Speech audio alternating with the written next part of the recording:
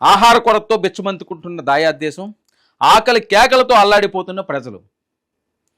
అయినా బార్డర్లో కవ్వింపు చర్యలు. ఇది కదా మీ దుర్బుద్ధి, ఇది కదా మీ దుష్టనీతి. ఒక పక్క అక్కడ అన్నమో రామచంద్ర అని ఆకలికి అలమటిస్తుంటే నీ దేశస్తులు నిన్ను నమ్ముకుని నీకు ఓటేసి నువ్వు చెప్పిన మాట విని వాళ్ళు బతుకులేవో వాళ్ళు బతుకుతుంటే వాళ్ళ కంచంలో మట్టి పూసావు. ఈరోజు గుప్పెడు తిండి దొరకని పరిస్థితికి తీసుకువెళ్ళారు. దేనికోసం ఇదంతా? మీ రాజకీయ కాంక్ష. ఒక పద్ధతి ఉందా? ఒక పాలన ఉందా? ఏమీ లేదు కదా. ఎంత దారుణం, ఎంత అన్యాయం, ఎంత నీచం ఇది. మిసైల్ ప్రయోగాలతో రెచ్చగొడుతున్నది పాకం.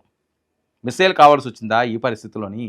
కాళ్ళబేరానికి వచ్చి తప్పు అయిపోయింది మోదీ అని క్షమాపణలు చేసుకుంటే తప్పే ఉంది? మీ ప్రజలందరూ క్షేమంగా ఉంటారు కదా. మీరు చేసిన తప్పుకి తప్పుని ఒప్పుకుంటే తప్పేంటి?